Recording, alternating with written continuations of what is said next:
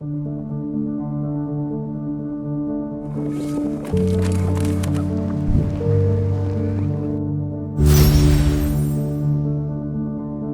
is year 2 of our project Dig Tralee, a level site at Knockanacoig in the suburbs of the town of Tralee in County Kerry. Last year we dug only an exploratory trench on the site, about 30 metres in length, about 1.50 metre wide, and we found evidence of at least 3 phases of activity on the site going back to the late Bronze Age. We did get a Neolithic date on the site from a structure you see just behind me here, which we found one side of last year in the trench. So basically we've come back this year to see can we fully follow the structure we found and to investigate further the core of the centre of the site, which was a mound surrounded by a ditch. It's been incredibly interesting because last year it was just, oh look, this is a small bit of something, whereas this year now it's like, oh my god, this is much bigger than we might have expected before. I've seen the site on maps, on old maps, and I've often wondered about it. Next thing when I heard that this dig was coming up, I was fascinated, so I applied, thrilled that I got it. Not a lot of people my age who are interested in archaeology get a chance like this to work on an active excavation. We're digging ourselves through an iron age ditch, and I wouldn't get that chance anywhere else. And it's a lovely opportunity. It is tantalising to think that it could also potentially be Timera Lucra, the missing royal site of Ireland.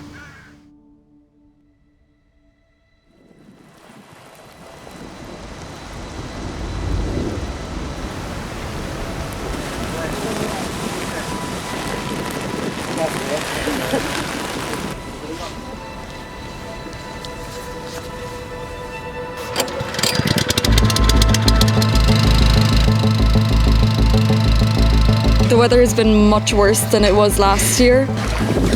Weather is challenging at times.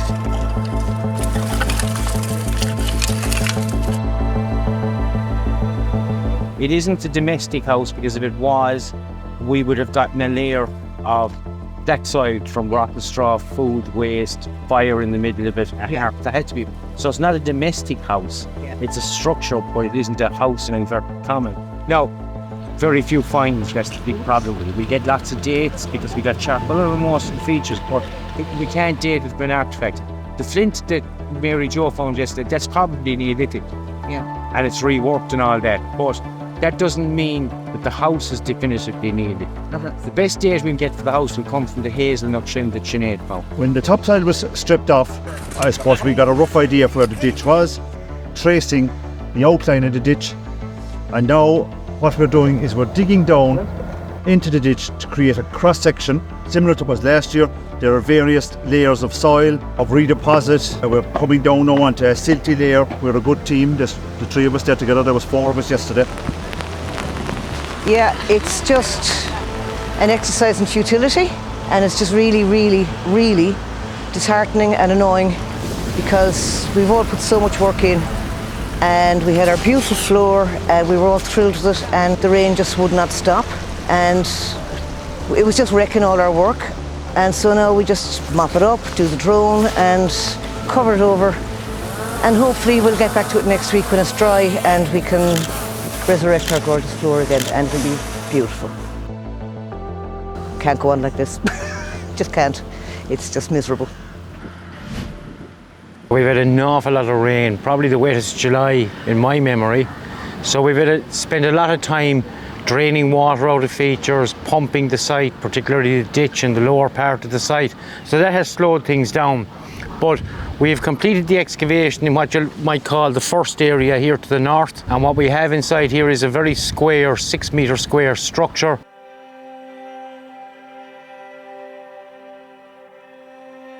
When we've finished excavating a site, what we need to do then is draw it, archaeological planning. And this is done on a grid system, so every small square in the frame equates to a small square here. You look at the archaeological features in detail, so you're not looking at them afterwards in an office on a computer. You will notice things that you will not notice when you're just doing it off a drone shot or a photograph. Generally, I will be drawing the individual features on their own when they're excavated, and that's known as a post-excavation drawing.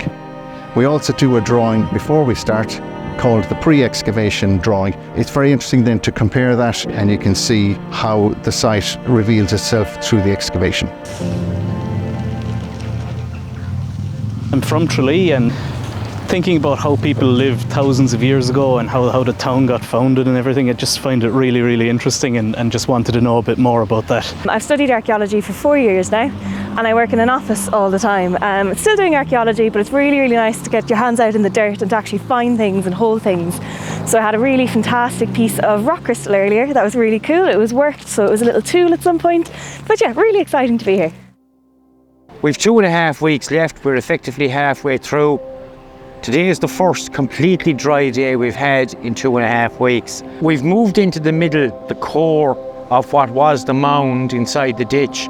So you can see in the very centre of the site, we're cleaning down onto a layer of stones, which may well be the base of a cairn that was on the site as the original monument, if you like. Just this morning we started taking out a black layer that was close to the core, the stone core of the monument, a black deposit that seemed to rest partly on the stones.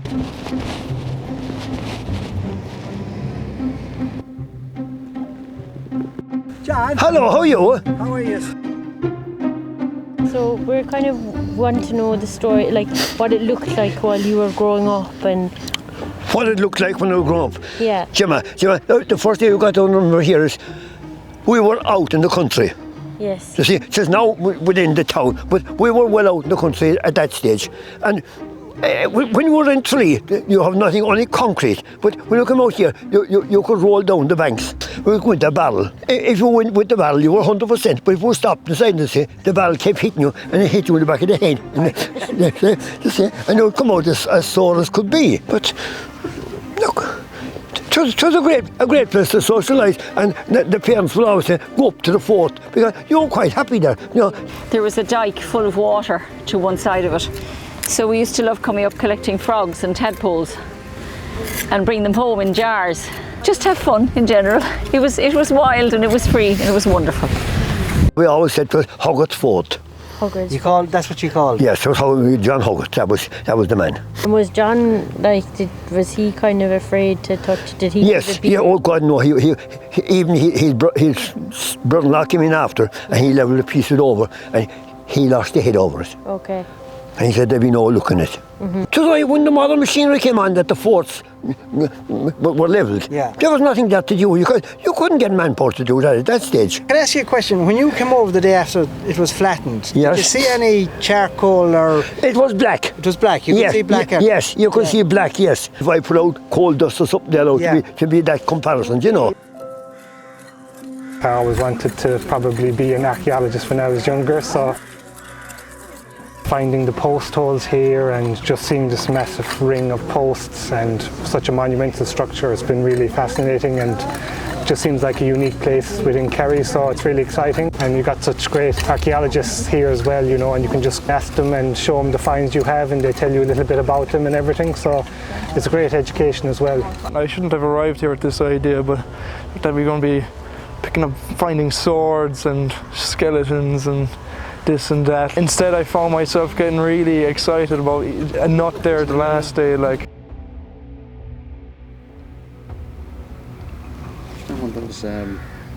I think it's a nut with a seam in it. The only one we can think of is a walnut. I think it is a nut though. She's 3 pieces of it now. And it's burnt? No, I'm not going to say, I'm not saying definitively it's burnt, but it's we thought the first piece was pottery. It's in black soil. We thought the first piece was pottery because we thought it had a temper. But the more I'm looking at it, and that is definitely a seam. I thought that was a piece of straw, but it's not, it's a seam in it. Where does this rock at? I've seen bits of nut everywhere now. Yeah, I'm getting really, really paranoid. Oh, they text the pint of butter. They text the halfpenny bun. And yet with all the taxes they can't get the bloody bun. Listen. They text St. Mary's Hall. Why don't they tax the bobbies with their backs against the wall? So right away. So right away. For the love of God, like. Do you know what I mean? Like? And I wouldn't want you for anywhere else. Like, you know full well where all this water is going to go. It's going to be pouring down here. And, oh yeah. After spending half the morning cleaning it out. Yeah, there's another bit for you. We've taken samples out and we've found seeds and we've found berries in it. Find the extent of the ditch, the cut layers at the side, and detail any layer we come down through, and take whatever samples we can from it, any finds we can. But we do believe that we're approaching the bottom of the ditch now at the moment, the original ditch. Inside in the water you can see the upper layer, so it's lots of sticks that seem to be laid into the bottom of this ditch. The thought process is that these sticks, when they were originally building the ditch, digging the ditch, that they would have laid the sticks in order to get purchase for their feet, to be able to stand on, maybe something like that. But then we have these sharp cuts on them. So was that stick there for a different reason? Was it? Yeah. It's a bit fancy to actually stand on. So did it have another use? Was it standing vertically in the ditch? So we'll try to recover as much of this as you can see it shooting in underneath. Pretty clean cut. And we'll take it down, we'll keep taking it down until we're happy that we're at the bottom of the ditch then. So that's really what we're doing here. And I suppose the beauty of it is that even though we're dealing with the water issue and the control of the water coming in and whatever, yes, because of the amount of water and because of the dampness, it does mean that the timber has been preserved. Yeah. Do you know what I mean? Yes. Yes. We found charcoal in between this stick and the upper sticks. We found bits of charcoal, so the best thing to do is send those away for analysis, and you'll get a radiocarbon dating on that. And so that will give you a very precise age of when they actually dug the ditch initially. And it's amazing to think that, I mean, that might be there with 2,000 years, 4,000. It is, it's pretty amazing. You might be the first person to uncover that since the person that worked it, because it is worked. Yeah. I mean, there are no offshoots, there are no spurs of branches or anything like that. No, no. Very sharp edge to it. And the condition is great. It is. Condition is great. It is, yeah. It is, yeah. This is the gold.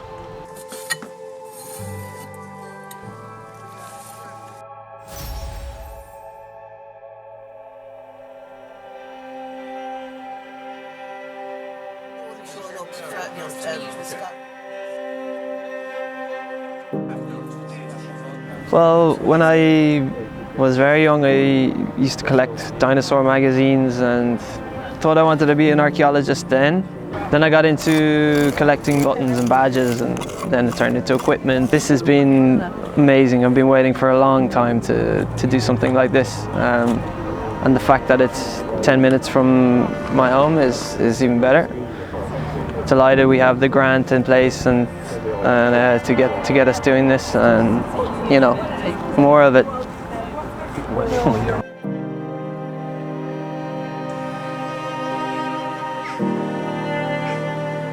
We have found 26 post holes forming an arc around the interior of the site. We found 3 of those last year, so it's great to find that they continue. They're large post holes. It would have been an impressive wooden structure, and based on last year's date to the late Bronze Age. And that they didn't rot in place or weren't burnt, that they were deliberately removed. And all of the post holes were sealed with a white clay, very deliberately sealed. So it was almost like the posts were ritually taken down, and then the hole itself was ritually sealed. What was done with the posts, we don't know, but there is a kind of a dark organic layer with charcoal in it that runs through much of the site, and this may have been created from the burning of these posts after they had been removed from the ground. Immediately outside of that, we found an area of cobbling laid on white clay, which seems to be a very deliberate effort to make a walkway around the outside of this ring of posts. We have also removed all the stone that was visible in the interior of the site, and we're now cleaning down through that and finding cut features like small post holes, stake holes, and a number of stone sockets, stone depressions. We've got a lot of charcoal out of this, so dating shouldn't be a problem. And in the very interior corner behind me here, we have found some pieces of burnt worked wood this morning only, which hopefully will help us date what is the earliest phase of the monument.